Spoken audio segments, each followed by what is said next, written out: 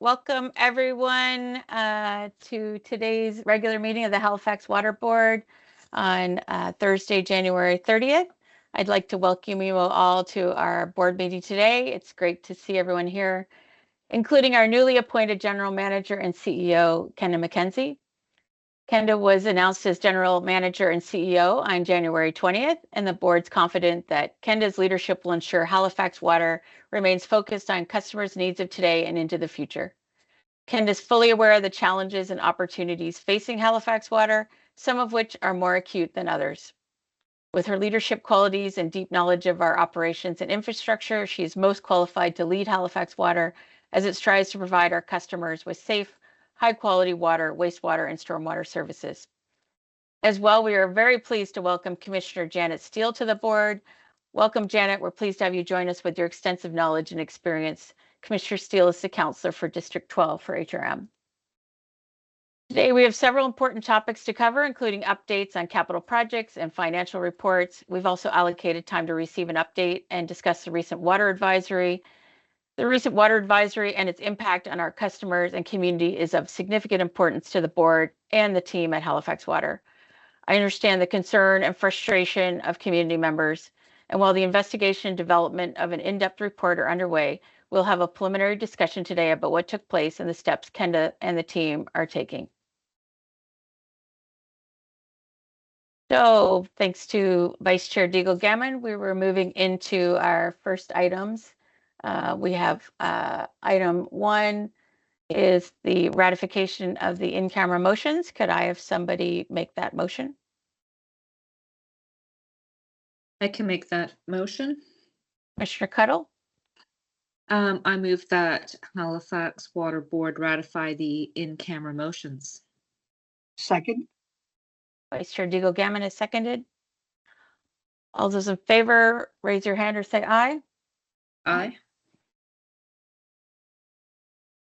Any opposed? Any abstentions? The motion is carried. Second item, we have 1B, approval of the order of business and any approval of additions and deletions. Could I have somebody make that motion? You can do that, Madam Chair. Go ahead and move that the Halifax Water Board approve the order of business and approve the additions and deletions. Commissioner McPherson, will you second? Seconded. Any additions or deletions from any of the commissioners? The agenda will move forward as stated. Can I have a vote on that? All those in favor say aye or raise your hand. Aye. Aye. Any opposed? Any abstentions? The motion is carried. Item 2, approval of the minutes of the regular meeting held on November 28th, 2024. I also have a motion for this. Could somebody make that motion? I can do that. So. Commissioner Steele, go ahead. That the Halifax Water Board approved the minutes of the November 28, 2024 regular meeting. A second. Commissioner Cuddle will second that. All those in favor? Aye. Any opposed? Any abstentions? Motion is carried. I did not see any business arising from the minutes.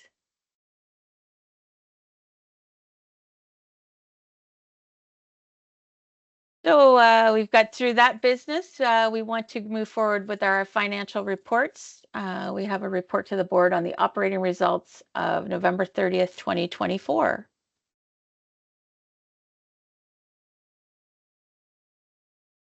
Thank you. My apologies. I have a bit of a cold. It's all in my throat. I'll do my best.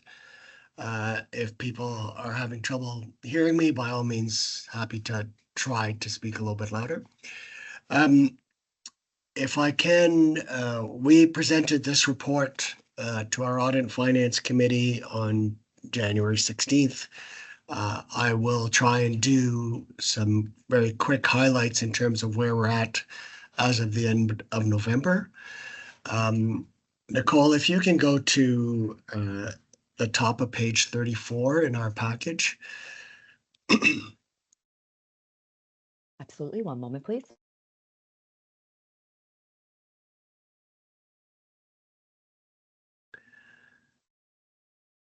as Nicole is doing that, at the top of page 34, there's the balance sheet where I always start in terms of giving a heads up to the board is our current cash position.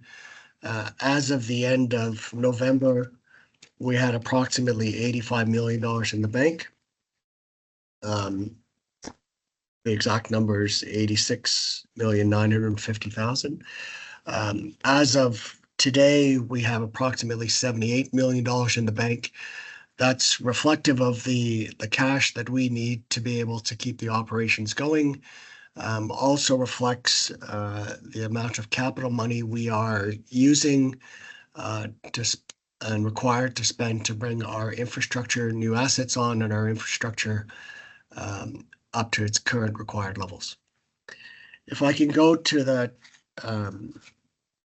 top of page 37 in the package, Nicole.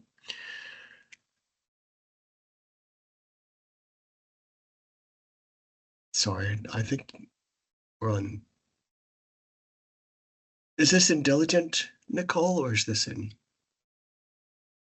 Apologies, this is the public package that was uploaded into Diligent. I'll open up Diligent for you. Yeah, no problem. At the top of, for those of you who have Diligent open, the top of page 37 talks about our deficit for the year. The current deficit, or the deficit as of the end of November, was approximately $6.4 million.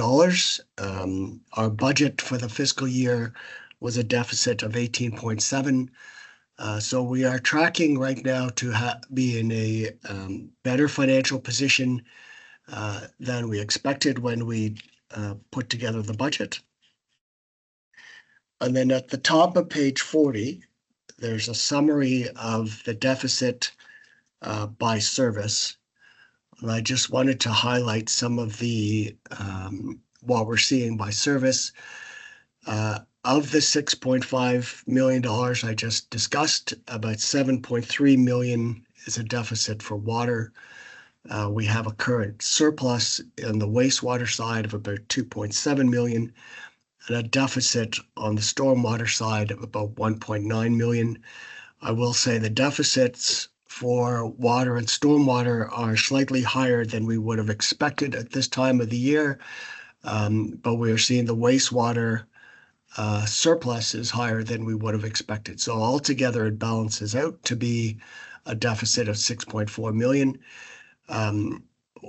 The understanding that we have now of the reasons, I think, as you know, our operations are integrated between their services or expenditures that we have that are allocated to our three main services. My expectation is some of the allocations remain outstanding as of the end of November. As those are finalized, my expectation is that deficit will be, the allocation and the distribution of that will change and be more representative of what we have budgeted. With that, I know it's a long report, but those were the key highlights I wanted to present to the board. Thank you, Louis. And go ahead, Commissioner McPherson. Thank you, Madam Chair. Just a quick question, Louis, and I guess it's an explanation.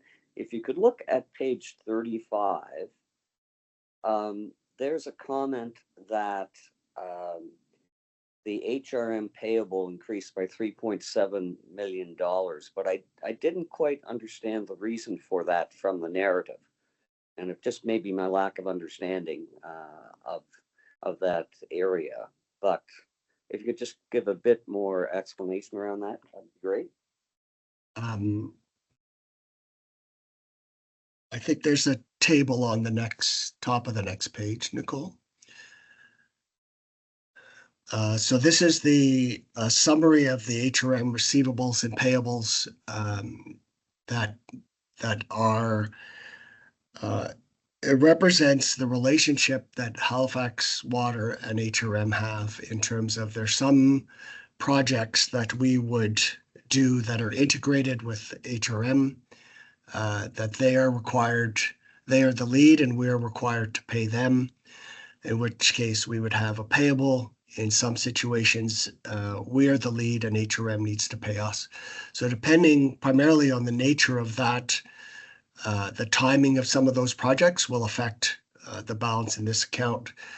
Also reflects that we have different fees and charges that we charge to each other.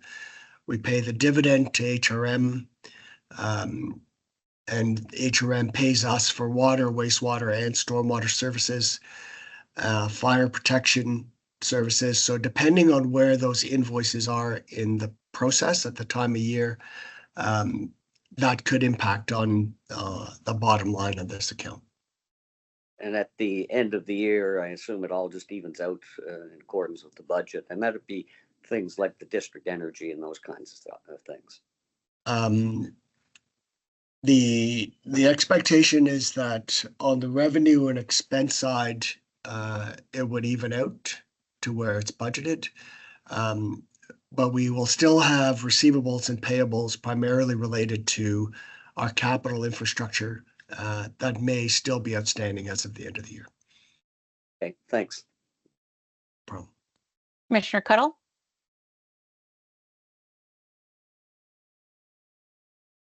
Thank you, Madam Chair.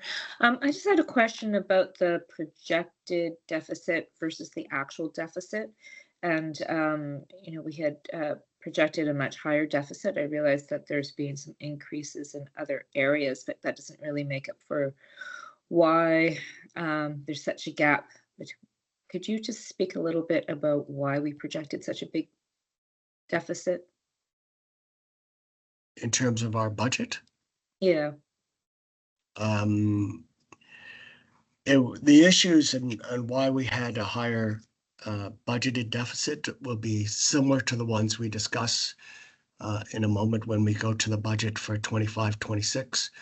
In 24-25, we had similar expenditure increases across the board in terms of everything from capital, our chemical costs, our cost to deliver and maintain the infrastructure, increases in the number of people that we required across the organization. We had a modest increase in our budgeted consumption last year. So all of those individual pieces would have contributed to the deficit that we budgeted at the end of or for the beginning of 24-25. But the actual is quite different. So I'm just trying to figure out, like, if we had expected those things to happen, what didn't happen? I mean, I know there was a modest increase in some areas, but I'm just trying to figure out, the gap. And as we're about to move into this year's budgeting, just, to be aware, was there a change in circumstances? Did things not pan out the way we'd anticipated? And Louis, can you just confirm for Commissioner Cuddle? I believe your budget is for the full 12 months and your actual is for 8 months. Is that true? That is the information that's being reported in this report. So, but in terms of the, sorry, Commissioner Cuddle, can you repeat the question for me, please?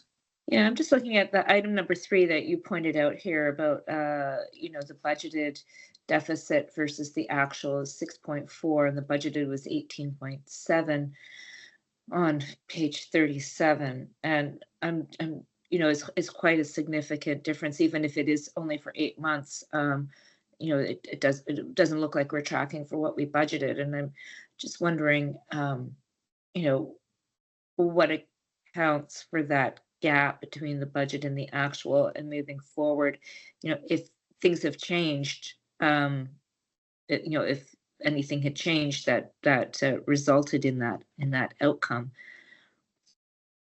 So currently we are ahead of where we would have expected to be after the 8 months.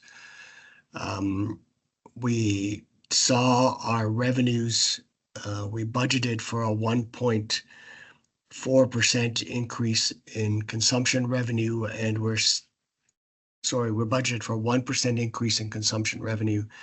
And as of the end of November, we're seeing about a 1.4% increase in consumption. So that would improve our financial results. We are seeing inflation being higher than we anticipated. So that will drive up some of our costs. Certainly our union settlements that we have in terms of our final agreements, there were slight differences between what we would have budgeted and what was finally negotiated, of which some of that would have been retroactive. We also budgeted for our debt servicing costs to be at interest rates of 5%.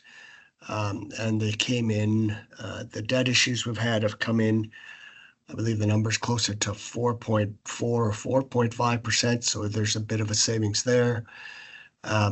We also changed the timing of our debt issue. We issued $15 million in the previous debenture when originally we had budgeted for a full $80 million at the second part of the year. So it was really a mixed bag of pluses and minuses across the entire system. Okay. Thanks. Any other questions from the board?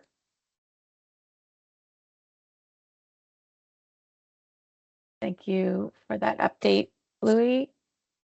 Moving on, item 4.2, the capital expenditures as of November 30th, 2024.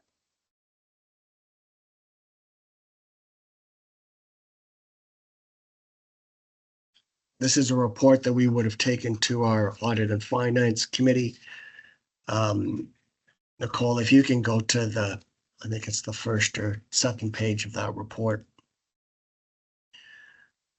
There's a table that highlights the total budget of approved projects, the amount we have spent to date, and the amount that is available. Nicole, I don't know if you're able to.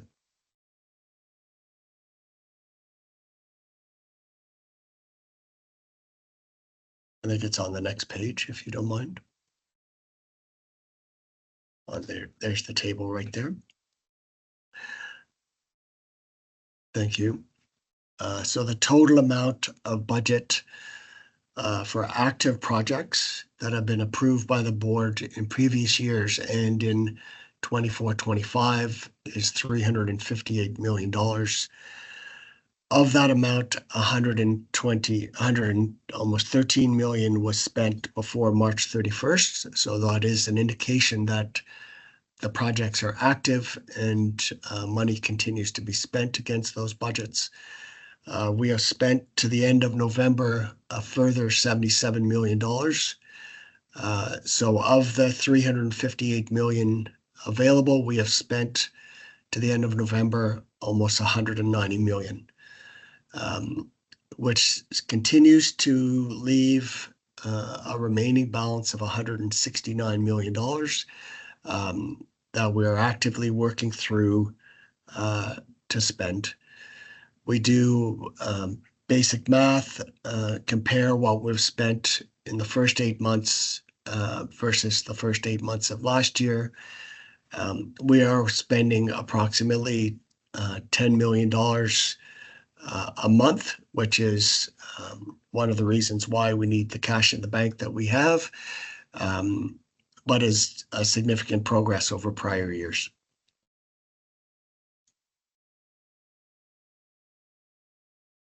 Thank you, Happy Louis. to answer Thank you, any Louis. other questions. Thank you. Commissioner Cuddle, I believe your hand is up from the last one. Any questions for Louis on the capital plan update?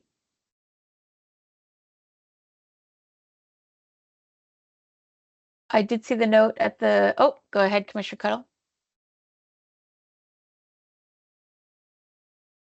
Now you're on mute. Thank you. For the remainder and of this fiscal, how much do we expect to spend out of the remaining budget? I'm pretty sure Josh is on the call. Josh, I don't know if you want to have Sure. us go with that. Yep, thank you for the question. Out of that 168, so I don't have an exact number for you on what's expected to be spent, but I can highlight that at this time of year, we do usually see this is the period where we start to get those invoices in from HRM and back and forth on those projects that Louis had mentioned previously. That's usually a reconciliation that takes place around this time of year. So we do have a few significant integrated projects that we expect to see those reconciliations take place over the next little while here as we approach the end of the fiscal year. Some of that discrepancy, which you would have seen in the report, is tied to some of the large projects that we currently have underway. Specifically the Burnside Operations Center that we're working towards starting this spring, as well as some other projects that we had anticipated to be spending more on to date, and we haven't for various reasons, whether it's land negotiations that are still at play.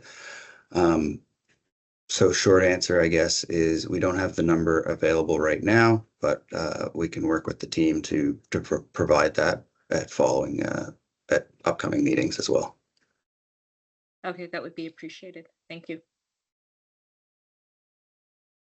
And just, I see the note from staff on the request from Audit and Finance, as well as the board, to indicate the percentage of capital expenditure. So I see that it cannot be put into the table, but the request is to put it into the text of any report.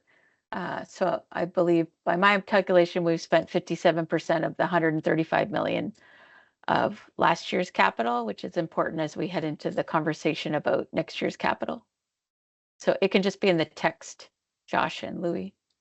Appreciate that, Madam Chair. I think the challenge for us is to determine of the $77 million spend, how much of that relates to budgets from prior years and how much relates specifically to the current year. So yes, the calculation of we spent 77, we asked for 154 is very straightforward. To determine of the 77, was some of that approved related to the 23-24 fiscal budget ask? That is the far more complicated calculation to do. Agreed, and the board's very interested in that number, so it'll be good as you continue to develop that report. Thank you so much. Any other questions on capital expenditures for 8 months ending November 30th? Okay, moving on. We have agenda item 4.3. We have the proposed 25-26 operating budget. I have a motion to be put on the floor, and then we'll have a staff report. I can do that motion, Madam Chair. Go ahead.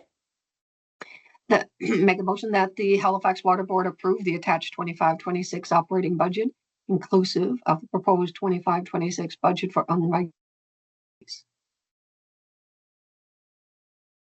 Do I have a seconder? I'll second. Commissioner Purdy is seconded. I believe we have a staff report. Yeah. Yes, you're stuck listening to my fun voice again. There is a short presentation that sort of highlights the process we went through to get to the numbers you're going to see. And then we can, so I'll walk through that and provide any additional information you may want.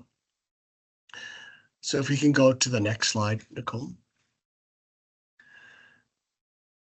So where we started in our budget is we looked at the key cost drivers that we have around our expenditures. We come up with assumptions on where we think those costs are going to go over the 25-26 fiscal year. We identified and used in our analysis and our budget an increase in electricity of 5%, heating fuel of 15, natural gas of 5. Similar on chemicals, we see an increase of 5% based on our current contract prices. All of those are also balanced between not just the price, but the any increases or changes in our consumption of those particular items. One of the other key drivers of our budgets is the depreciation that we are required to record and build into our budgets on our capital assets. So that is driven by not only the assets that we own and operate currently, but any new assets that are brought into service during the fiscal year and that will be brought into service in the next fiscal year as well. So we're doing a bit of a crystal ball exercise with some of this in terms of how quickly we're able to spend capital funds and also bring assets into service. So right now, based on our estimates, we have increased the amount of depreciation expense by approximately $5.5 million to represent that increase in the new assets. On the debt side, as we talked about earlier, when it relates to cash, we do a similar exercise in terms of determining our cash requirement to fund not only the capital expenditures that we just looked at in the previous board item, but also the spend that we anticipate for based on the 24-25 and 25-26 fiscal year capital budgets.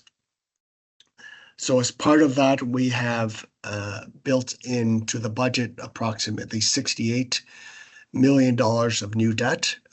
In the 24-25 year, we had estimated about $80 million. So we are balancing our cash in our bank plus the anticipated need over the next remaining part of this year into next year, and I've estimated $68 million in new debt. We also have looked at our interest rates that we have been charged for new debt in 24-25. As I mentioned earlier, we had used 5% in the budget for 24-25. We have adjusted that downwards to 4% going forward into 25-26. All in all, our debt costs are actually going down relative to the previous year, and that relates to a final payment of a debt issue that we had related to our wastewater assets of about $5.5 million. We have paid off that debenture, so that frees up some of our capital room, our debt room in our current 25-26 budget.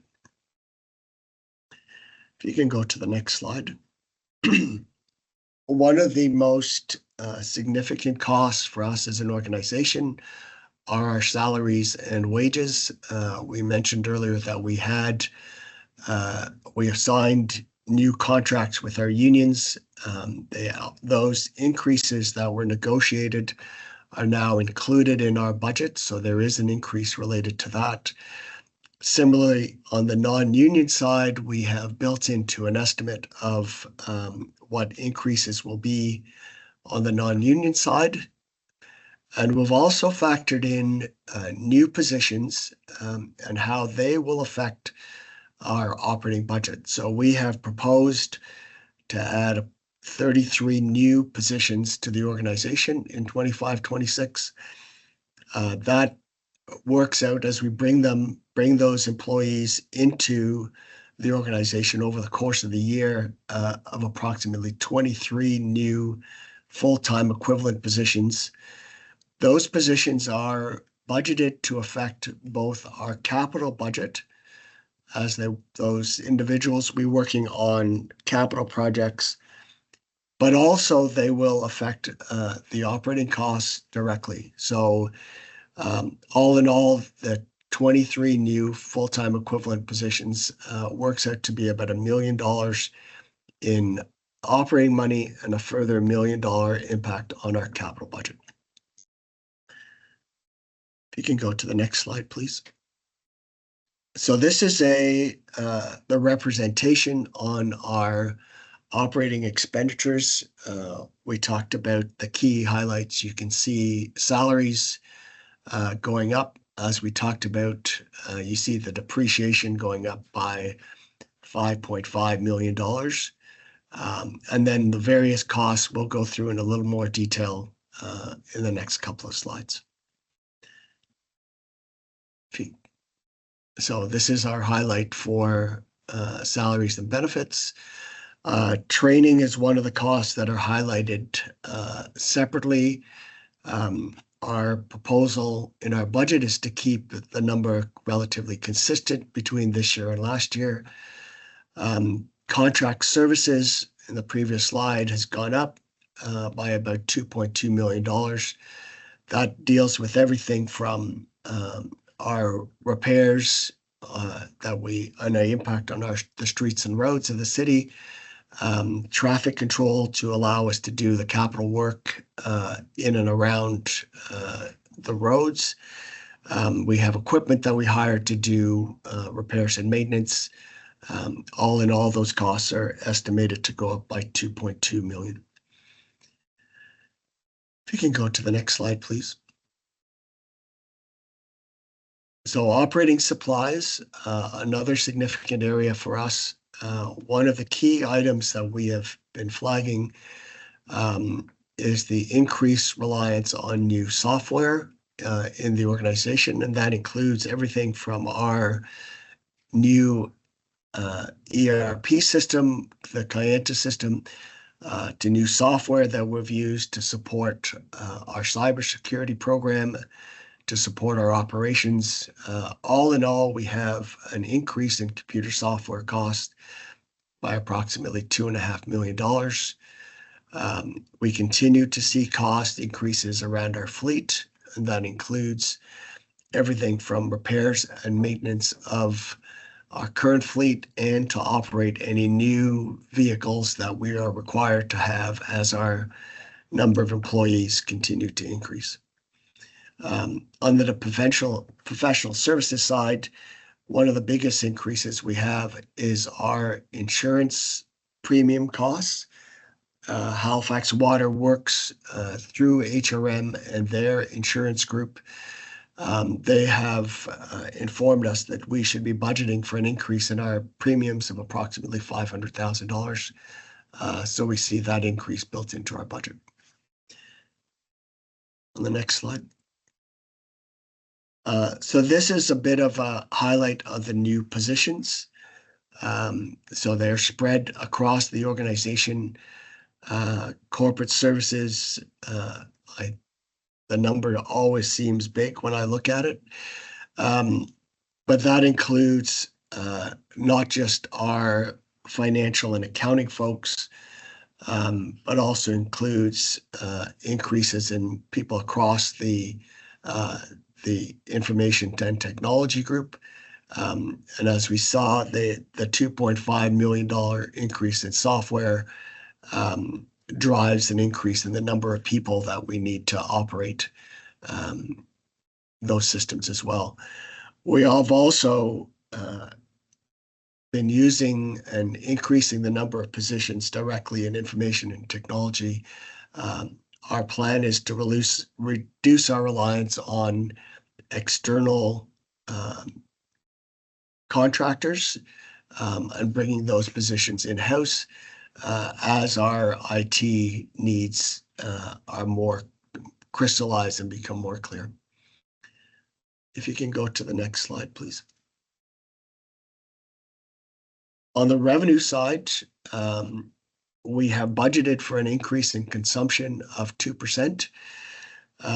As I mentioned when we talked about the operating results, we've seen an increase in consumption of about 1.4% in 24-25. So we are if I can be a little bit optimistic in terms of the continued growth in the municipality and the impact that will have on our consumption. We build our budgets with no increases on the rates and our fees and charges as they're required. Those are required to be approved by the Utility Review Board. And until those are approved, we continue to budget based on our current rates. And we've built in new customers in the range of 565, which represents sort of the average that we've had and experienced over the last 5 years. If you can go to the next slide. So as a summary, we end up in terms of our budget, we have a further increase from the budget in 24-25. The current budgeted deficit is just over $34 million. So that reflects both the revenue changes and the increases that we see we've discussed in the other areas. So all in all, it continues to be a significant increase in the deficit, which drives the need for us to be going back to the Utility Review Board for a rate application. And I believe that's the last slide. Thank you, Louis. Commissioner Cuddle, is your hand up from before? Commissioner McClellan. Thank you. Just a question, Louis, your slide 4, a vacancy factor of 1% feels very low based on actual kind of churn and turnover. Can you speak to how is the 1% based on history? Does it change? Is it sort of like bad debt? There's a formula. Can you talk a little bit about that? It is. The Halifax Water has historically had very low vacancies. In the past, we've had very little turnover. We're starting to see that increase as people have continued to retire, as new employees have joined. We did increase it the previous year. I think our vacancy factor was about 0.5%. So we've essentially doubled it in the current fiscal year. But it's the math isn't particularly scientific at this point. It was a best estimate at this point. Commissioner McPherson. Thank you, Madam Chair. A quick question, Louis, and you could look at page 71 of the materials and maybe you don't have to, it's on stormwater and for 25-26. And as I read the narrative, it seemed to indicate that there was going to be revenues of 15.6 million, operating expenses of 15.3, but a deficit of 4 million. And I don't know if I'm missing something there or not. And the secondary question is in the first bullet, where stormwater collection costs have increased mainly due to salaries, additional chemicals for biosolid loading, and increases in dewatering. I didn't quite understand chemicals in the stormwater system.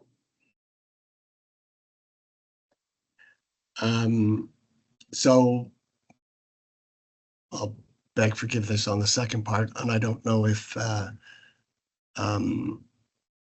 others who have helped draft the report can speak to that. It may just have been an error in the report, and my apologies. We are talking in the first part about operating revenues and operating expenditures. So that is sort of the top part of the equation, are increases in depreciation, increases in debt would traditionally be below that line. So depending on how that description works, that's sort of the reason for that. So I think that's the difference in the basic math of the surplus versus the the deficit in the operating side versus the overall deficit for that group. I don't know if anybody who's on the call can speak to specifically to the additional chemicals, but. And I don't need that answer right now. I'm just curious about it, whether I'm lacking a bit of understanding about the system or not. And if someone could get that to me at some point, that'd be great. Yes, we'll take that away. But my initial thoughts, there are still combined systems, and there are aspects of the stormwater that does make its way to the wastewater system. So we'll just confirm if that's the relationship there, because we just have to make sure that the costs for each infrastructure driver are assigned properly. But we will take that away and confirm that for you. Okay, great, thanks. Commissioner Cuttle? Oh, I was going to say, and if I missed it, John, my apologies in advance, but appreciate you bringing it up at the meeting. Oh, no problem, Louis. Commissioner Cuttle? Thank you, Madam Chair. And thank you, Louis. It is a big package with lots and lots of tables and numbers, and so it's kind of good to go through it, though there's a lot to dig into. I had a specific question around the increases in contract services, and I saw there was an increase of 2.2 million, and I'm just wondering how much of this. How much of, when we look at the increases, how much of it is due to inflationary increases that we're seeing and that things are just costing more? And how much of it is in relation to kind of an increase in work, knowing that we're a growing city, and not only does that put strain and pressure on our existing systems, we're also, doing a lot of work around, expanding and new things and new works and upgrades. So I'm just trying to figure out where, what's driving some of these increases. In terms of the budgeting process, I don't specifically have that in front of me. We can certainly pull out some of those costs and see if we can determine the two drivers you referred to see if we can sort of highlight that specifically. But I don't have that level of detail. Okay. It might be interesting to pull out, because, just to try to figure out, what's beyond our control, what's within our control, and then really what's, looking at, the impact of growth and how that's lining up with, our rates and our budgeting, and how all the pieces fit together. So I would be interested in that. Thank you.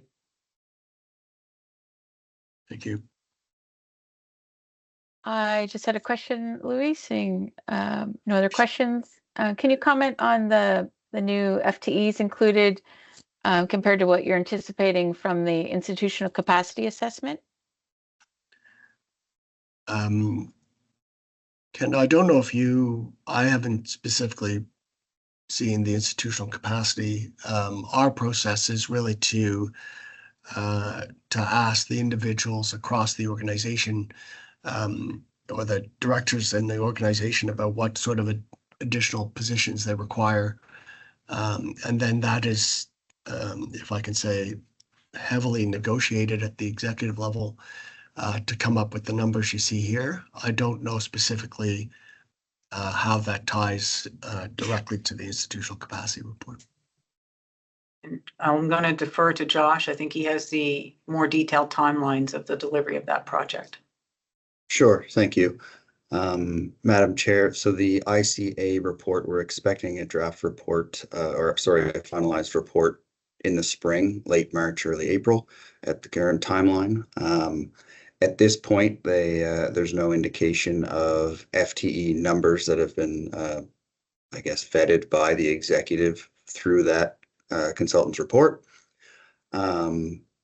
And to Louis's point, that's how these numbers were drafted, more from a strategic perspective across the various departments as to what current needs we see moving forward into next year.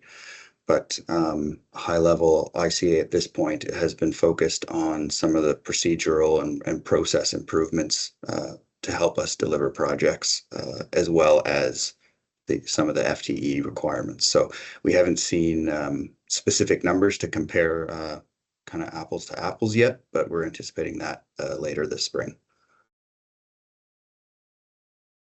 Okay, thank you for that.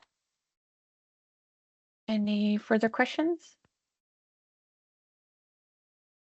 Okay, we have a motion on the floor. We'll call for the vote.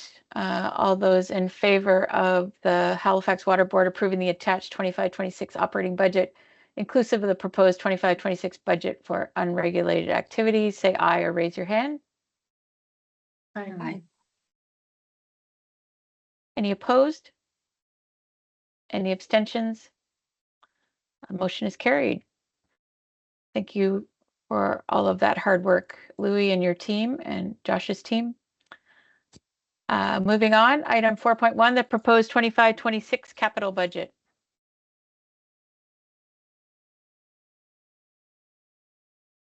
Yes, Sorry, thank you. Sorry, Josh. I have a motion Oh. to be put on the floors. Sorry.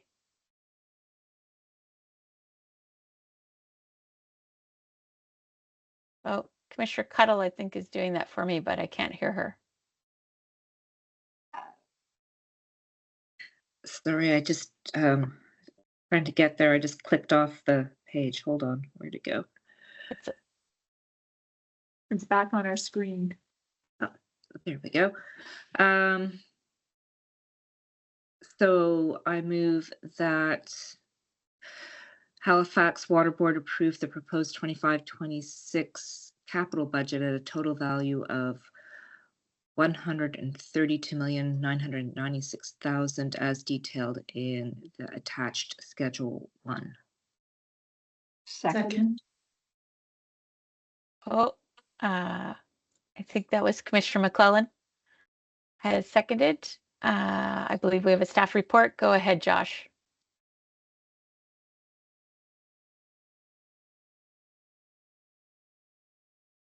There we go. Thank you. I have, sorry, I'll introduce myself for those who don't know. Josh DeYoung, Director of Engineering and Capital Infrastructure here at Halifax Water.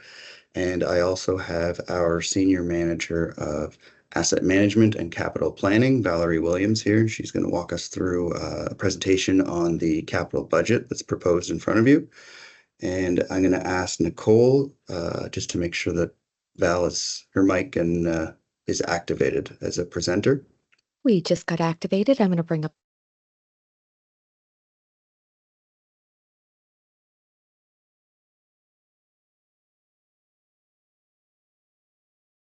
Good morning, everybody. Just doing an audio check to make sure you can hear me. Sounds Okay. good, Val. Go ahead. Thank you very much, Commissioner and Chair and Commissioner.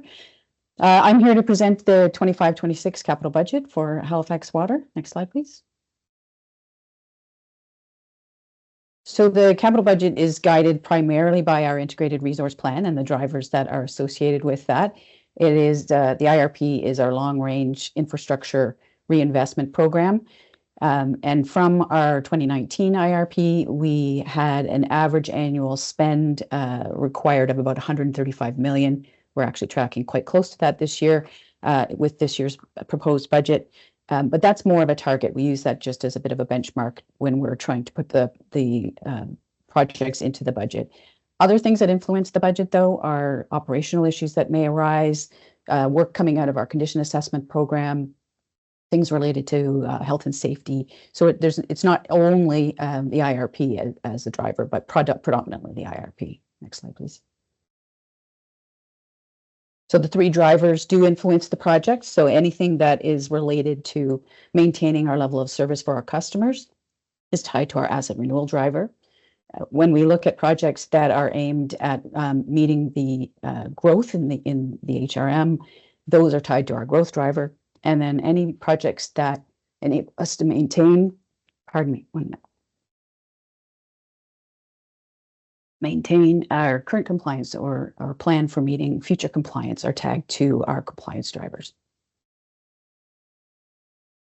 In terms of the overall budget creation, it's done by a group of staff, predominantly led by engineering and capital infrastructure, but we do reach out to the different departments as we're pulling together the priorities annually.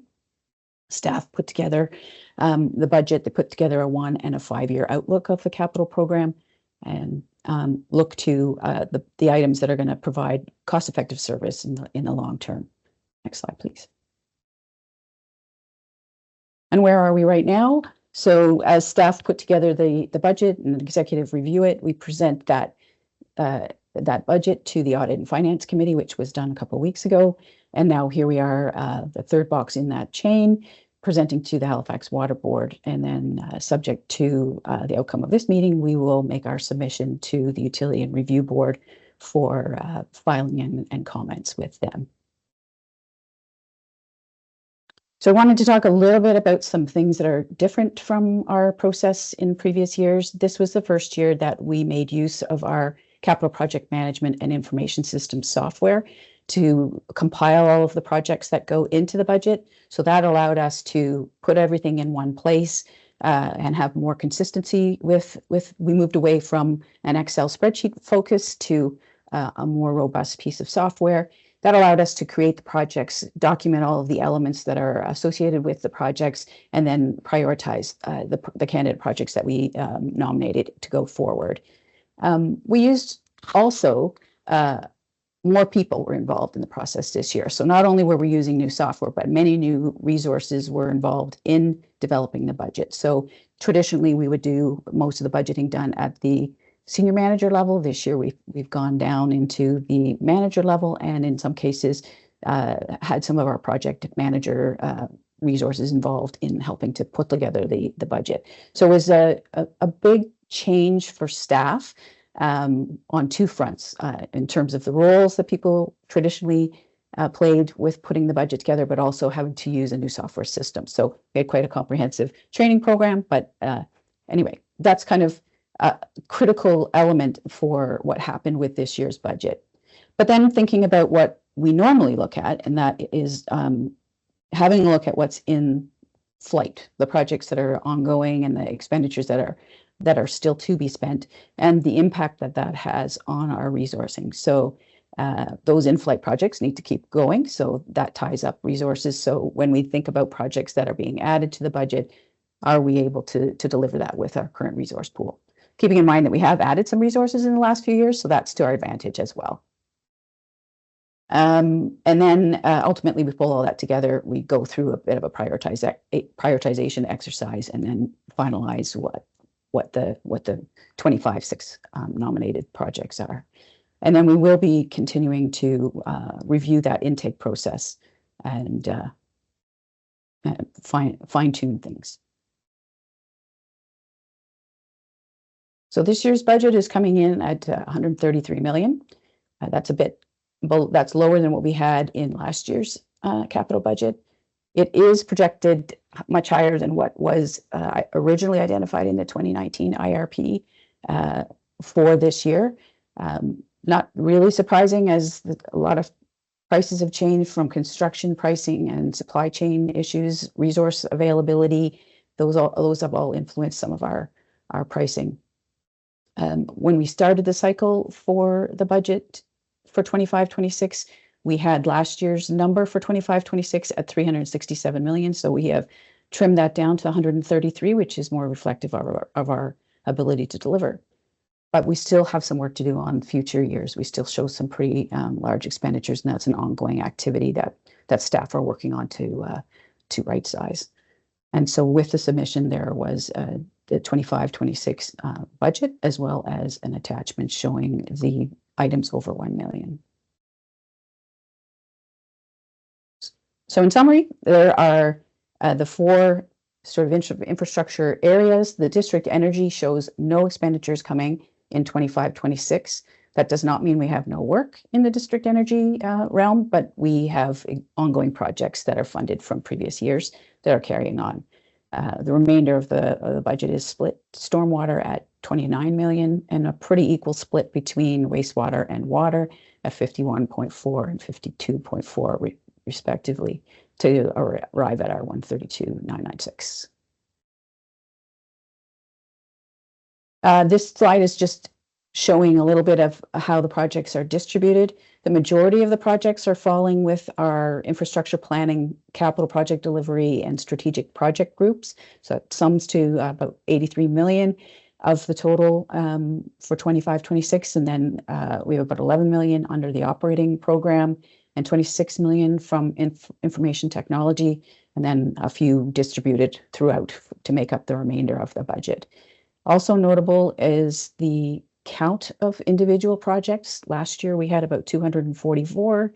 We're up at 316 right now. So that reflects any project that might be a replacement of a pump that shows up as a capital line item to something like the Burnside Operations Center, which obviously have a very different level of effort and costing associated with them.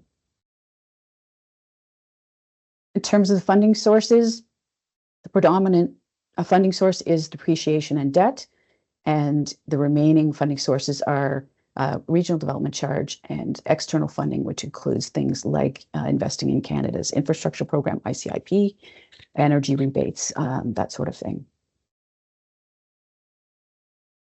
In terms of where we want to go next year, this process is ongoing. There are often improvements that we try and focus on. One of the ones that's key for me is developing a more robust project intake process, which is part of our stage gating. That'll give us better information for what projects get nominated and make our deliberations on the short list of what gets put on the budget for each successive year a lot easier. So that's something that we're going to spend a fair amount of effort on this year.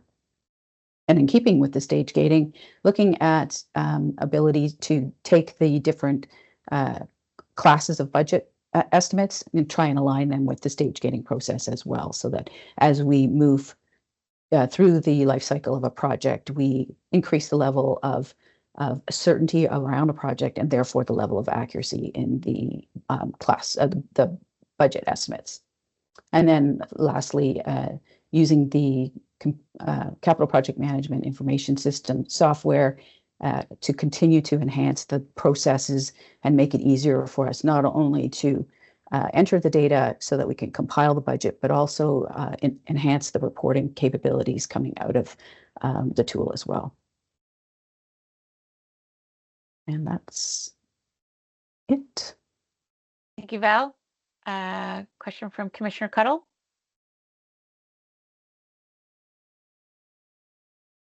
Thank you, Madam Chair. Just a question around the number of projects, and I see that it is a significant increase from last year to this year, and I acknowledge that out of the 300 and odd projects being projected, that there's a difference in terms of the scope and the effort. But are some of these being carried forward from previous years?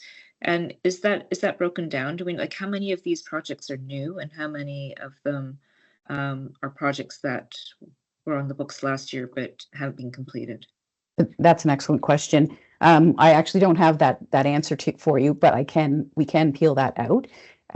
This would include projects that had money in previous years, but are also showing funds in 25-26. So you're right. It would cover both ongoing projects as well as new projects. We can get that information and make it available to the board. Yeah, that would be that'd be great. Just even if we could start tracking that to see year over year how many projects we're carrying forward and how many we're adding, and if there's a way to kind of like to your point, like Burnside, for example, is a fairly significant project, versus something else that might be important but requires less effort. Okay, thank you. Thank you. Vice Chair Diggle-Gammon. Thank you very much, Madam Chair.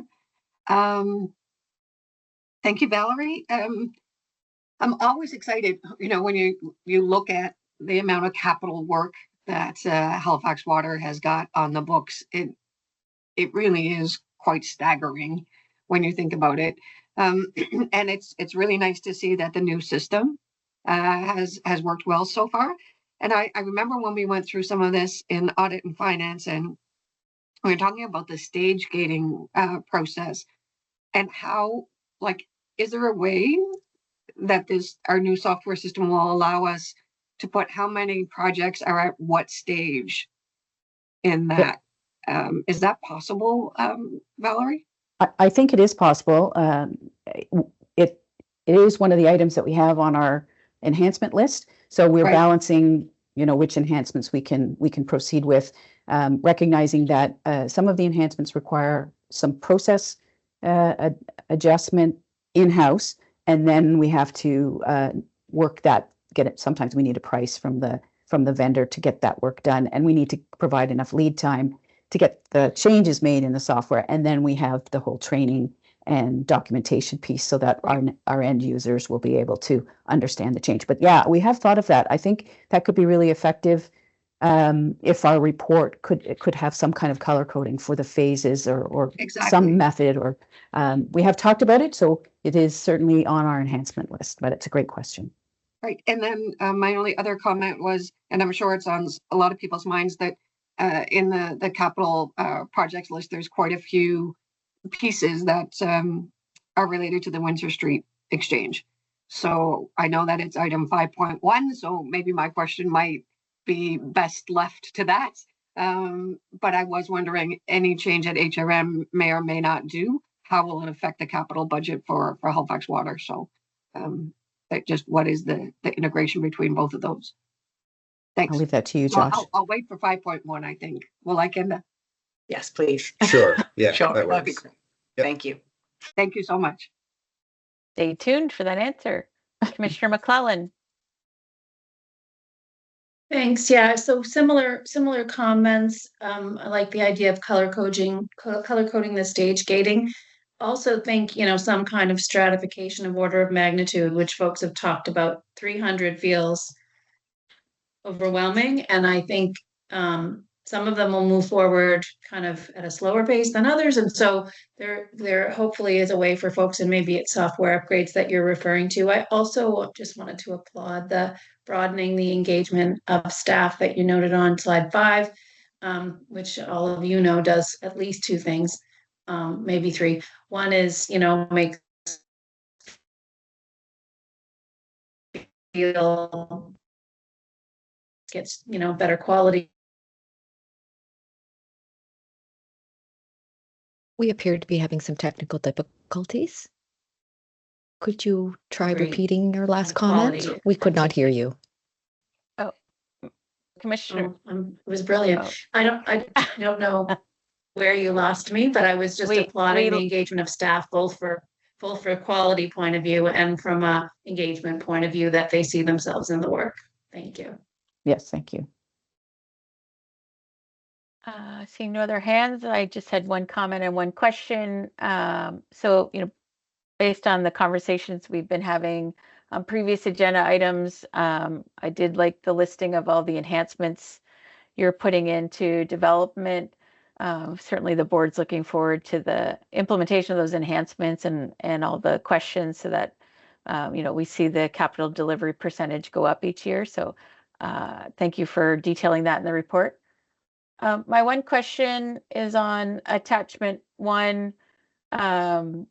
It's on page 8. You've identified some improvements at JD Klein. Can you confirm that these plan improvements are part of what was identified in the action plan to the advisory of July 2024? I can start, and if anyone wants to add to my response. Thanks for your question, Madam Chair. So there's various improvements at JD Klein that are programmed into the capital plan and have always been programmed in, but specific to the report. So we also have the ability or the flexibility across the capital budget to implement some of those immediate needs. We do have also underway the generator improvements, and that's one of the significant improvements that came out of that report. So that project is underway, and we have the rental generator in place at the moment, but the longer term fix project is underway. And it's actually programmed. It was in the current fiscal year, actually, that we moved that forward. Okay, thank you for that confirmation. Okay, we have a motion on the floor that the Halifax Water Board approve the proposed 25-26 capital budget at a total value of $132,996,000 as detailed in attached Schedule 1. We'll call for the vote. All those in favor say aye or raise your hand. Aye. Any opposed? Any abstentions? Motion is carried. Thank you to the staff for all the hard work that goes into those annual plans. Okay, just a quick time check. Technology and time today have not been conducive to the length of the agenda and the business we had at hand. My request is that all commissioners stay on as long as possible. Is there anyone who has a hard stop? Madam Chair, I will have a hard stop at 1:15. Okay. Thank you for that. Okay, we're going to keep going. Item 4.5. I have a motion to be put on the floor. Could somebody put that motion? I can do that, Madam Chair.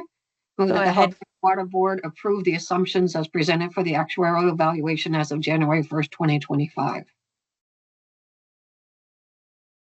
Commissioner Cuddle has seconded that.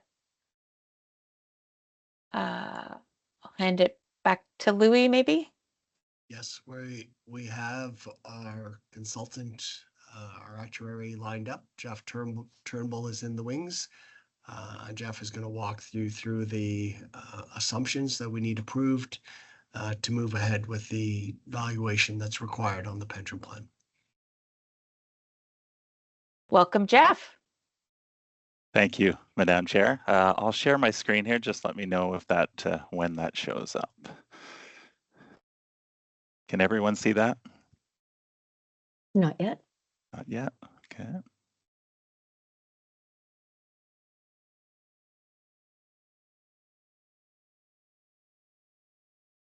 If it's easier, Jeff, I do have the presentation loaded on my system. If you'd prefer, I don't mind. Oh, it looks like Yeah, you're let loading. me There you see. go. Okay, perfect. Looks good, Jeff. Okay, perfect. I've lost sight of everyone there, but feel free to interrupt me as we go through, and I know we're tight on time, so I'll move pretty quickly. So as Louis mentioned, we're in the process of completing a valuation on the Halifax Regional Water Commission Employee Pension Plan. This valuation is due with an effective date of January 1st of 2025. The last one that was completed was 3 years ago at January 1st, 2022.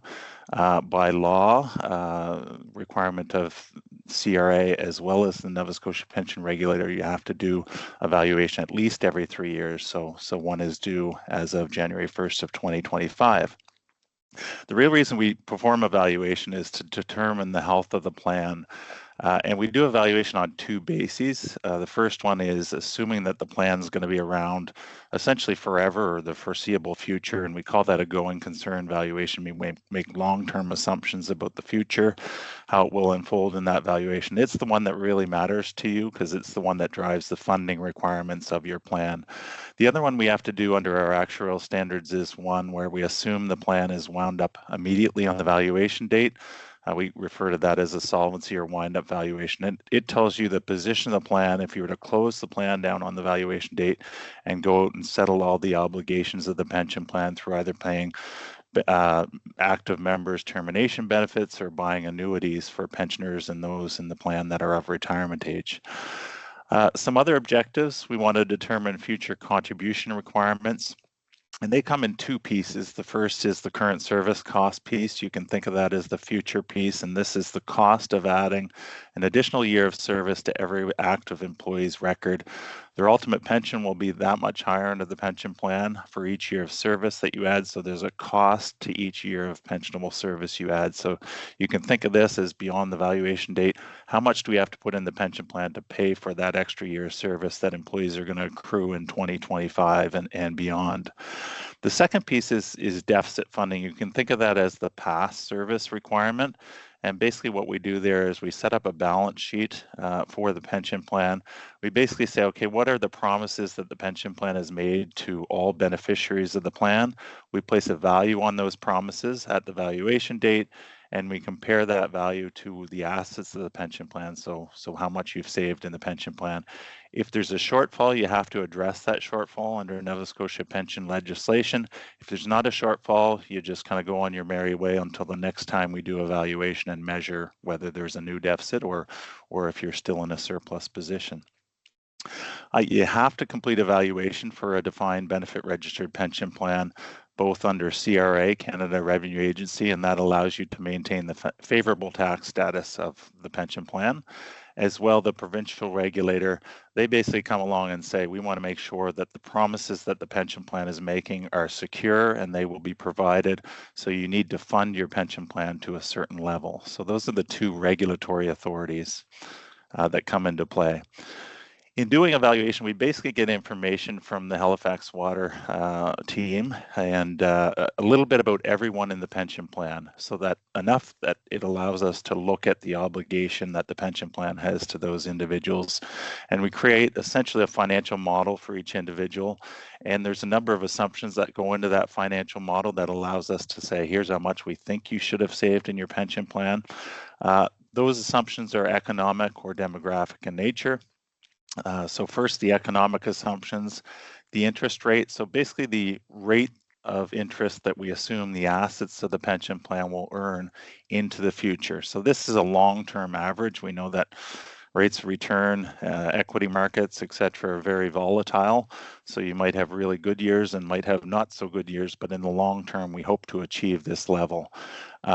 You can see in the first column there, those are the assumptions used in the 2022 valuation, so the valuation 3 years ago. And then in the middle column there, the ones proposed for the 2025 actuarial valuation, those are the ones that we're proposing for this valuation. You'll see that there aren't a lot of changes. The items that are changing or that we're proposing change are identified in red.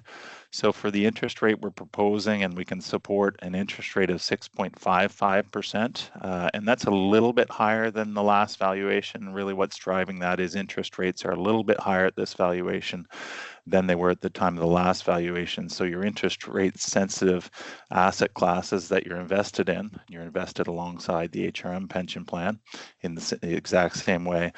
Those asset classes are expected to achieve a bit higher return than they were in the last valuation. So a slight change there, not terribly material to the valuation results. The next one down, we need to make an assumption about how pensionable earnings for active members are going to grow in the future. The ultimate pension that someone receives from the Water Commission plan is based on a formula that uses a best average 7 years. And generally those are years leading up to retirement. So we need to project someone's earnings from today until retirement to get our best idea of what their ultimate pension might be. And we're suggesting that assumption will stay at 3.9%. We've done some work and confirmed with the Water Commission staff, Louis' team, that is a reasonable assumption going forward and a reasonable long-term assumption. The pension plan does provide indexing once someone retires and starts receiving a pension. That level of indexing, it depends on whether the service was accrued prior to 2016 or after 2015.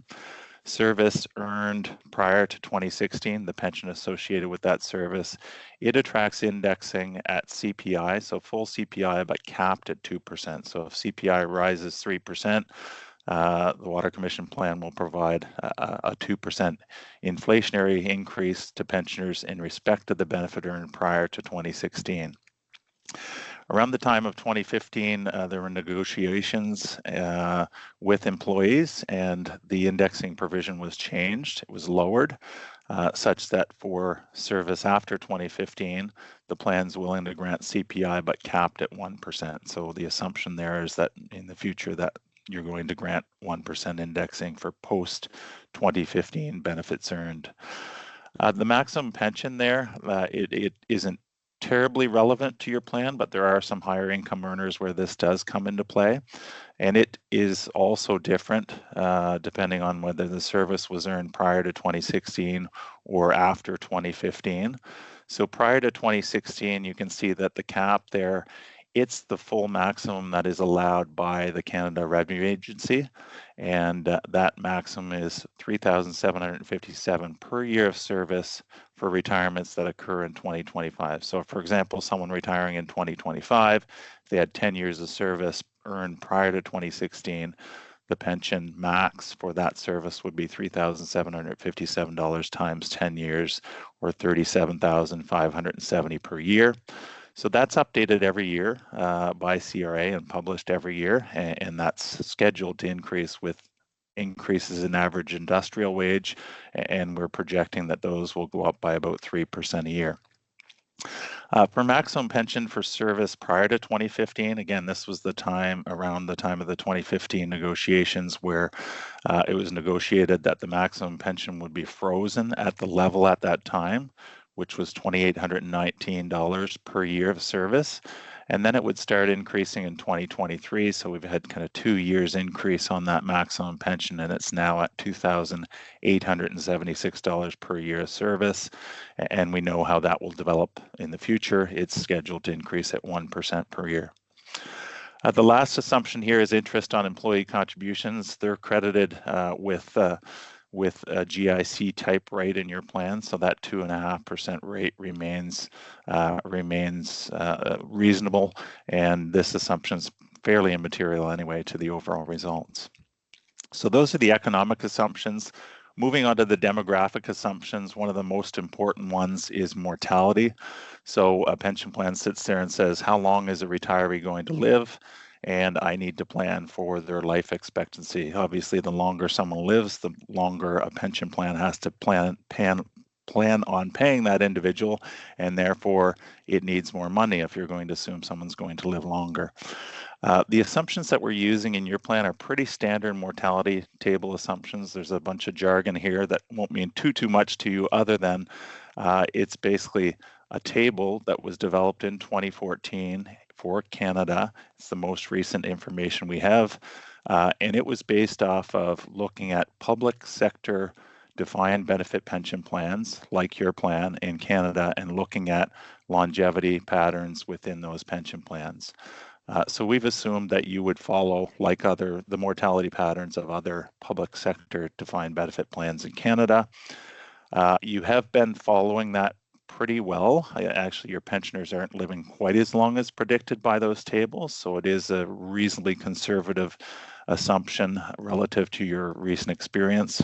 We're not suggesting this table change, but making you aware that that table that was studied about 10 years ago in 2014, it is now being updated with a lot more data, and we'll be looking at adopting that, or looking at the implications of that for the next valuation.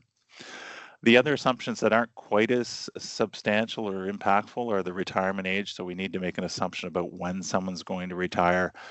We assume that 60% of active members will go at the earliest age that they're eligible for an unreduced pension. So the plan provides a rule of 80. Age plus service equals 85, at that point, someone can go with an unreduced pension. And those that don't go early, the other 40%, we assume that they'll go at age 65. That's been consistent with the experience in the Water Commission plan, looking at experience over the last 10 years. So we're suggesting no change there. Next, termination of employment. We do know that people will leave before retirement, but in the Water Commission plan, the turnover is relatively small. So we continue to assume that no one leaves. And it's more statistically credible to basically, for a plan that has low turnover, to basically make an assumption that no one is going to leave. The percentage married, so this is relevant because the plan does provide a pension that if you have a spouse at the time of retirement, it will continue on to the spouse in the event that the member predeceases the spouse. We make an assumption that 85% of active members will be married at the time of retirement. And then for those that are actually retired, we look at the actual marital status. In terms of age of spouse, we use actual age of spouse for pensioners because we know that. For active members, those who are assumed to be married at the time of retirement, we make an assumption that male individuals are 3 years older than their female spouses. So no changes in those last couple assumptions as well. One of the other, it's not really an assumption, but it is something we need to include, in the valuation a couple years ago, first implemented in the January 1st, 2022 valuation, is the regulator came out following on the heels of Quebec and Ontario, a requirement that pension plans need to fund to something greater than 100%. Funding just to 100% is not enough because we know markets can fluctuate from day to day. And if you're 100% funded one day, in a couple of days, you can drop down to 97% funding based on market fluctuations. So regulator came along and said it's not enough to fund to 100%. We want you to fund to 100% plus provision for adverse deviation. You can think of that as just a cushion. And the level of that PFAD or cushion is determined based on the riskiness of your assets. So again, the Water Commission's assets are invested alongside HRM's assets in a master trust. And we look at that master trust and have determined under the regulations, the way that that's invested, that your assets are deemed to be 66.25% non-fixed income. So 66.25% of your assets are deemed to be in riskier but more return-seeking assets. And that really drives what your PFAD requirement. This table is right from the regulations. So it shows for assets, asset mixes that are between 60 and 70%, you should hold a PFAD requirement of between 5 and 8% when you do a quick linear interpolation for your 66 and 2.25%. You get to a PFAD of 6.9%. So basically in this valuation, we're going to come along in the valuation as required by the regulator and say, you have to fund to 106.9%, not just 100%, because that's a regulator requirement. That PFAD it compares to the 2022 valuation where there was a 7% PFAD requirement. And the reason for the difference is there were just some minor tweaks in the asset mix within the HRM Master Trust in that 3-year period. So last slide here, just to give you an idea, we've kind of gone through a lot today in terms of assumptions. There aren't any big assumption changes that we're proposing. So from the perspective of assumption changes, we wouldn't expect too much impact. So at the time of the last valuation, you did have a good going concern excess in the pension plan at $28 million. So what had you saved in the pension plan 3 years ago? You had $173 million in assets. And we came along and said, based on that financial model for all the people in your pension plan that have an obligation from the pension plan, you should have set aside at that time, January 1st, 2022, $145 million in liabilities with that 7% PFAD included. So you were 119% funded at that time. And in terms of contribution rates that were set with that valuation, there was no deficit contributions required because you're 119% funded. It was just that future piece, adding an extra year's service to employees' records. And the contribution rate requirement for that was a 19.2% of pay requirement. That's to be split 50-50 between the employer and the employees. So half of that 19.2% is 9.6% each, and that's what both the employee and employer are contributing now. So where do we think you're going to be with this valuation? Again, we're just embarking on it. So at January 1st, 2025, our expectation is that you'll continue to have a healthy surplus in this valuation, mainly because you had a really good surplus 3 years ago, and the investment performance in that 3-year period, 2022, 23, and 24 has been favorable in the HRM Master Trust where you're invested. So we think you'll have a healthy surplus. And again, assumption changes are minimal. So again, we're expecting to be revealed that there's no deficit contributions or no deficit and therefore no deficit contributions for the commission. And in terms of that 9.6% match contribution rate for the commission and employees, we're expecting, we don't know how that's going to change other than we don't think it will change too much from the 9.6%. That's it for me. Maybe I'll stop sharing and just come on so I can see if there's any questions. Thank you, Jeff. Any questions for Jeff based on the motion on the floor?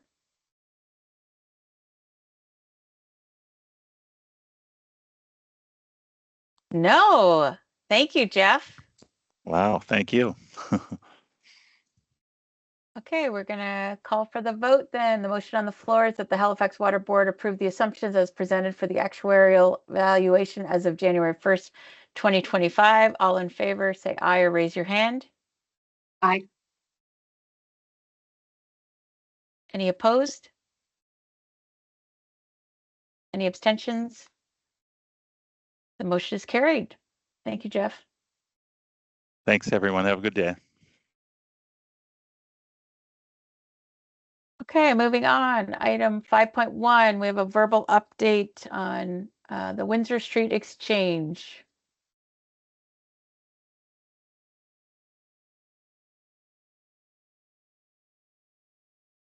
Great, thank you. Excuse me. So in light of HRM's Regional Council decision recently on Tuesday, HRM Regional Council had voted against proceeding with the overall Windsor Street Exchange project at this time. And for background information, that includes various works of Halifax Water as well. The intention was to bring a capital funding request to the board today for that project for the Halifax Water related works. However, in light of council's recent decision, instead I'm providing this verbal update at this time. So it's currently staff's understanding that the project may return to council at a future meeting. We're working closely with HRM staff to better understand the implications of that decision on Tuesday and understand what's coming. We are prepared to bring the capital funding request back to this board in short order based on what we learn out of HRM's process. And that's really just an effort to mitigate any potential timing impacts to HRM if there's a different decision. These two projects that Halifax Water intends to complete, I guess it's three pieces.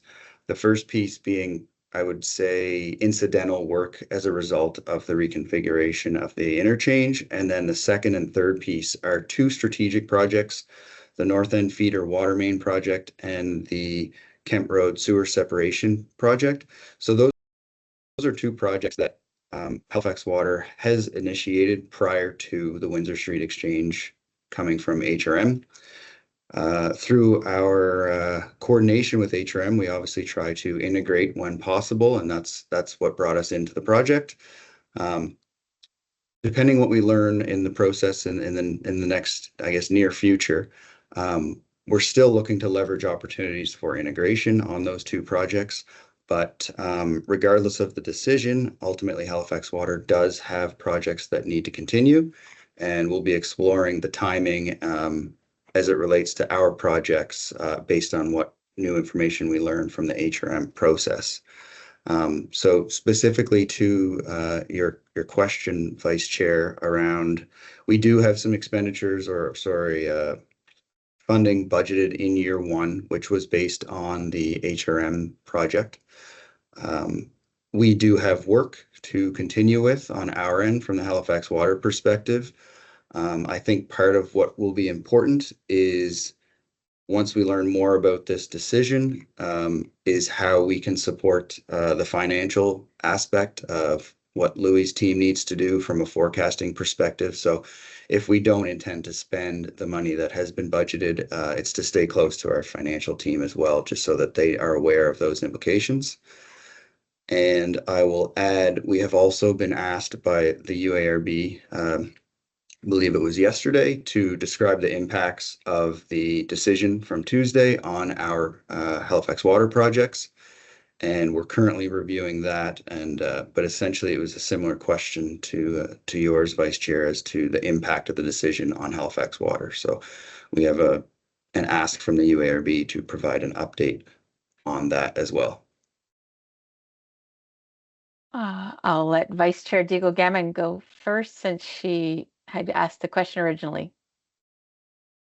Thank you very much. I appreciate that, Madam Chair, and your patience, Commissioner Cottle. So in terms of the URB ask as well, the response that goes to the URB, when will that come back also to the Board of Commissioners here? So we have the UARB request, I believe, is February 12th. is what was in the letter that was issued to us. So based on your direction, we can act accordingly, I guess. It is possible that HRM may bring this back under a motion of rescission, which might be before the 12th, but just for your information, I guess. So yeah, I think it's important that whatever answer goes back to the URB is also communicated with this board. So thank you very much. Thanks. Okay, thank you. Commissioner Cuddle?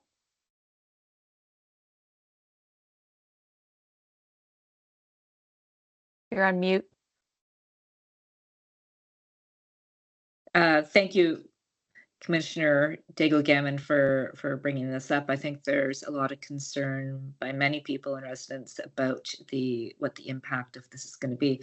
I just have some specific questions.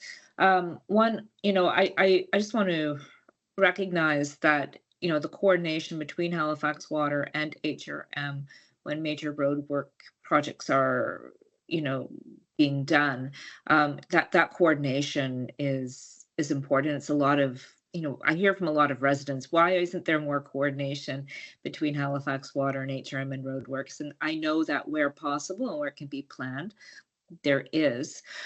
In this case, the work was moving forward based on the Windsor Street Exchange project, but how urgent is this work to Halifax Water to get these feeders, the Kemp Road feeder and the North End feeder, recapitalized or upgraded or whatever that work is entailed? And in terms of urgency, what's driving? Is there anything beyond the coordination with Halifax that's driving this work in this fiscal?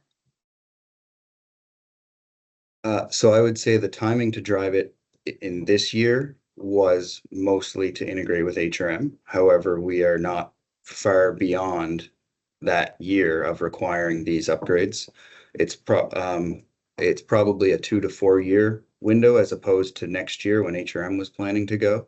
So we haven't moved these projects 10 or 15 years in advance to time with HRM. It was really more of a single digit years that we pulled these forward, knowing that this work was going to be significant in the Windsor Street Exchange area. One being the water main for supplying redundancy to the system in the peninsula, and the other being the sewer separation project, which is more tied to the Yonge Street pocket of growth in the HRM. Right, a lot of which has already been approved or is underway. So there is some urgency. So that's good to know. And I assume when the report to the UARB is done, or whatever comes back to the board here or goes to Halifax, there'll also be some information about the cost implications, in particular, of doing this solo without the Windsor Street Exchange versus kind of an integrated project. And just off the top of your head, Josh, and I know you're working on this, and we'll get a more detailed report, but typically, how does that play out, the cost implications, an integrated project versus a solo project? Sure. So we don't have the calculation of the actual numbers, but I can speak to the rationale that would go into it. And typically when we integrate with HRM, the benefit is realized through reinstatement costs that are shared across Halifax Water and HRM. And that's usually the cost of the reinstatement of everything essentially above the pipe when you're backfilling. So we share in the cost of the asphalt and the gravels and those sorts of things when we integrate with HRM. And that's the financial aspect that also comes with the coordination of traffic impacts and those sorts of things. As it relates to this specific project, we're down a road of working with HRM and their project methodology. And the costs that were developed as part of that project. We have not reached any costs or design levels to do this alone yet to make that comparison. There's the generalization that usually integration should come with cost sharing benefits. In this case, the specifics to those two projects I guess, more information to come, but when you're going alone, you don't have that cost share of the reinstatement of these two projects. Right, and the reinstatement, if Halifax was to go alone, would be reinstating it back to its current configuration. Current, yeah. Yeah. And okay. and I guess our work is either a crossing or it's a parallel trench within the existing infrastructure. So it's not a full recapitalization of the street. It's repairing the work above the pipe. Okay, thank you. Thank you for that update and making sure that we had that ready for the board today. Item 5.2, Mill Cove wastewater treatment facility expansion and upgrade, revised funding approval. I have a motion to be put on the floor.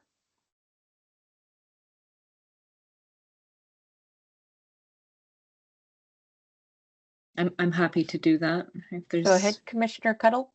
All right. I move that Halifax Water Board approve additional funding in the amount of $1,970,000 for a revised total of $11,970,000 to complete phases 1 through 3 of the Mill Cove wastewater treatment facility upgrade and expansion project. Second. I can second that. Commissioner McCullen has seconded. I believe you're still up, Josh. Yep.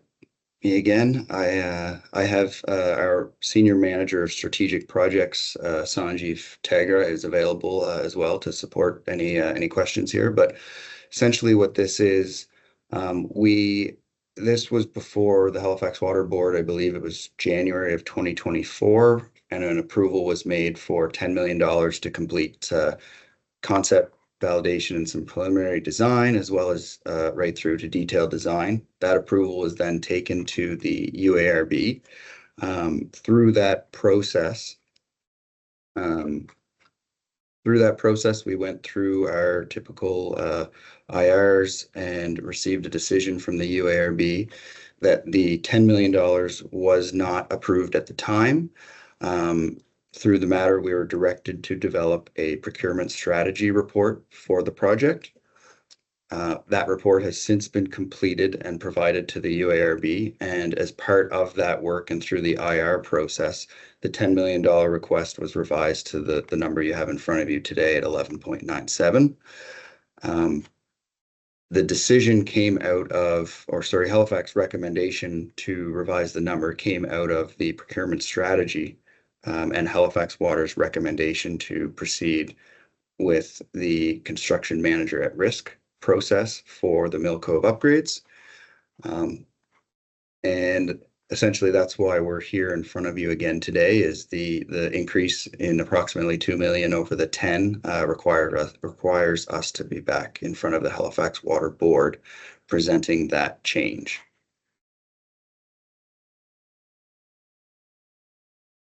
Thank you, Josh. Commissioner McPherson. Thank you, Josh. Thank you, Colleen. I have no problem at all with the request. I was just curious, the initial decision of the NSUAB to require a procurement strategy report, how much, I guess basically how much did that report cost? How much did it drive up the cost of the project? I'm going to ask Sanjeev if you've got a ballpark estimate of that yet. Yeah, the report was approximately 25,000. Okay. Great, thank you. Any other questions? Okay, we'll take a vote on the motion on the floor. All those in favor say aye or raise your hand. Any opposed? Any abstentions? The motion is carried. Thank you, everyone. Thank you, Josh and your team. Thank you. Okay, moving on to other business. We have item 6, an update on the boil water advisory from Kendra McKenzie. Thank you and good afternoon. And just wanted to provide the board and our customers just an overview of some of the timelines in front of us with respect to reporting on this. But first, I'd like to preface it that we want to make sure everybody realizes we are responsible for providing safe, high-quality water, wastewater, and stormwater services to our customers, and we have let them down. We understand the concern and the frustration that this situation has caused for our customers and the community. And we are thoroughly investigating what led to this incident, and we will implement measures to prevent it from happening again.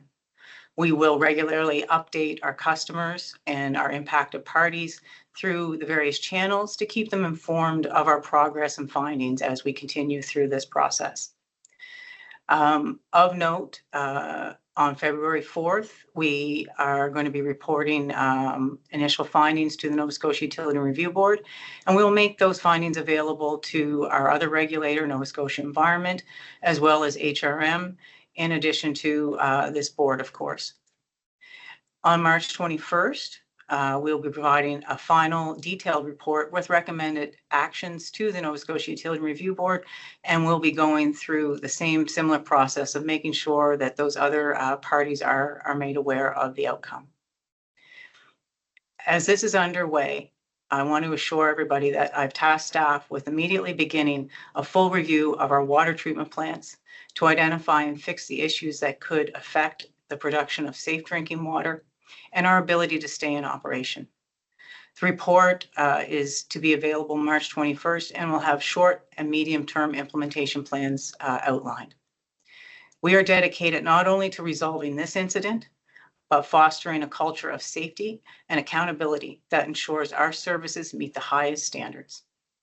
We are focused on regaining public trust in our people and operations and instilling confidence in our service. We know this will take some time and hard work, but we are committed to putting in the effort required to achieve that.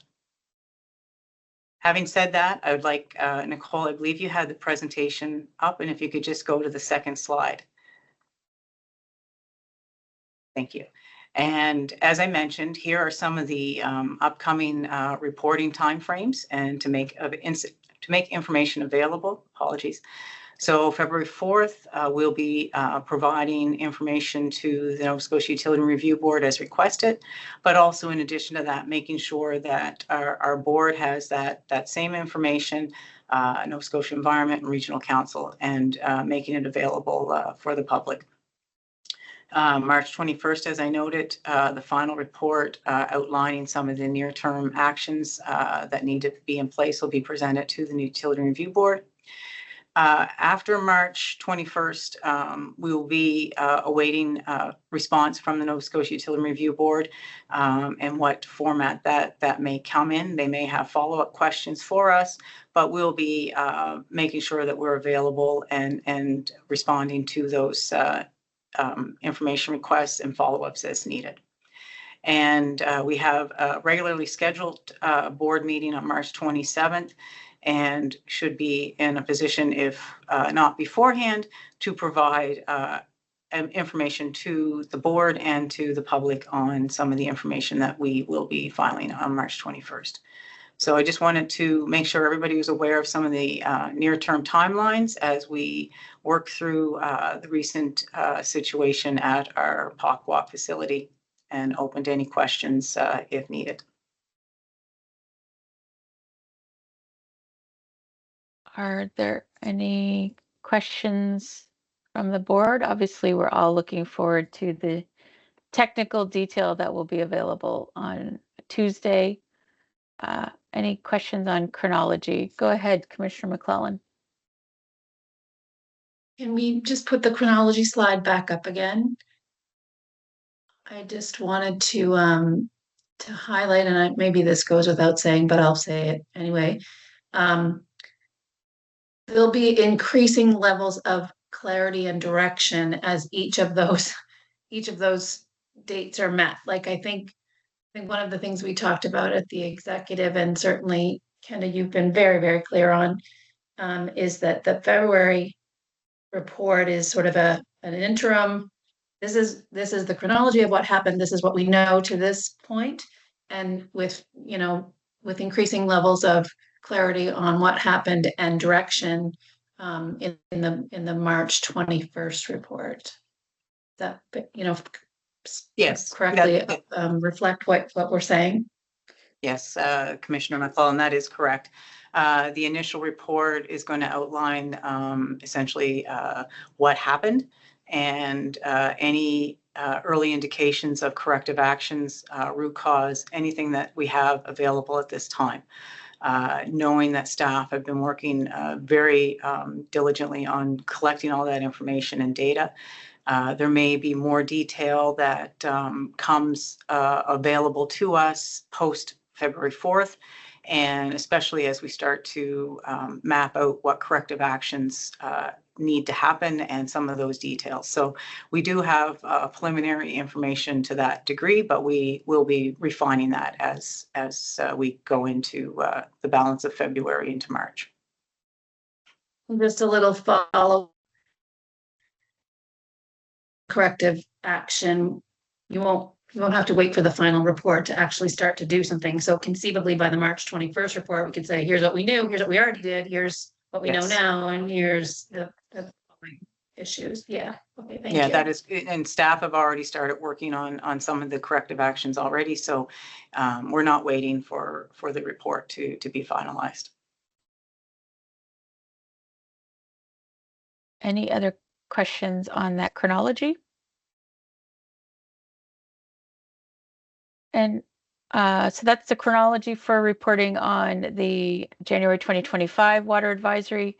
Any updates on the July 2024 water advisory, Kenda? Yes. So for those that you may recall in the report that we presented to the board in September, we had a list of 16 action items that were outlined and identified in that. To date, we have implemented 8 of those, and we are continuing to keep the updates and status of those available to the board through our enterprise risk management group, and we will continue to make sure that people are aware of those outcomes.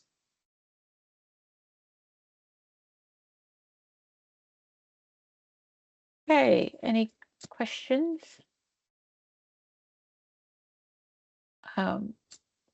Thank you for that. And as you know, Kenda, the board is very interested in the information to be available early next week. Yes. Okay, item 7. We wanted to also update on our fluoride status reporting. I think this is over to you, Kenda. Yes, that's me again. Thank you. And I'll ask Nicole just to bring, it was asked to have our information, our operation performance information report to be brought forward. This is a standing information report that we provide to the board at every meeting. And when we were reviewing the opportunities and the appropriate mechanism to update the board on the status of the fluoride systems at our Pockwalk and Lake Major facilities, we saw this through consultation with our Environment, Health and Safety Committee as a good mechanism to keep everybody updated on the status of the fluoride systems. And so, Nicole, if you can just scroll down, we now have, it might be above that, actually. There we go. I think it's just below that table. So we have associated with the water safety plan objectives and the results on our bacteriological testing added in a line about fluoridation and the status at our treatment plants. And so as you can see, fluoridation was restored at the Pockwalk JD Klein facility December 12th. And fluoridation still remains off at Lake Major, and we will be continuing communications with the board and our public on and the customers on reinstating that. We have a couple of options that we are reviewing and considering. So we will make sure that this is a standing item in this update report. And we've also committed to communication should there be any interruptions or changes through a public service announcement, and also ensuring that both Nova Scotia Environment, the Medical Officer of Health, and the Dentistry Association are all well aware of the status should those change in the future. Thank you, Kenda. It became apparent that there was no mechanism for reporting on fluoride status to the board. So this is a good addition to the board package, and a way to keep us apprised. As well, the board would like to thank Dr. Catherine Brown and Dr. Heather Diamond. They assisted us in an educational workshop with the board as we continue to gather all the knowledge available on, fluoride additive to our water supply. So this will continue to be a focus by the board over the coming months. So thank you for that.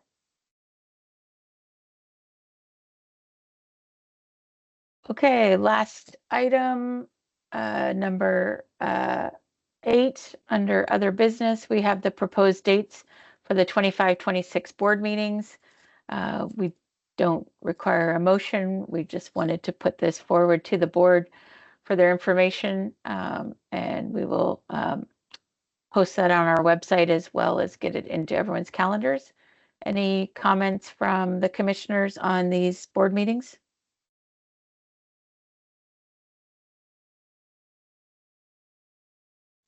Sorry, just one thing.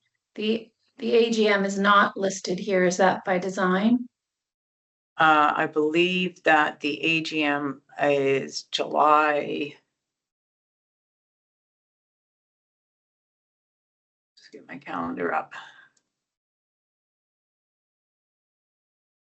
I know it's usually the first or second Thursday, I think, or Friday, but might be good just for the record to add it, just so it's part of the package that people might pull up and plan for.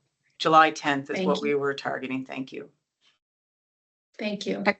Excellent addition. We'll make sure we include that. That brings us to the end of today's agenda. Can I have a motion to adjourn? So moved. Oh, Commissioner McClellan got the hand up first. Oh, look at me. Thank you, everyone. We had a very busy agenda today, and thank you for staying on for additional time today. And please watch your calendars and your inboxes, since there'll be information early next week, and we'll be in touch for additional conversations. Thank you, everyone.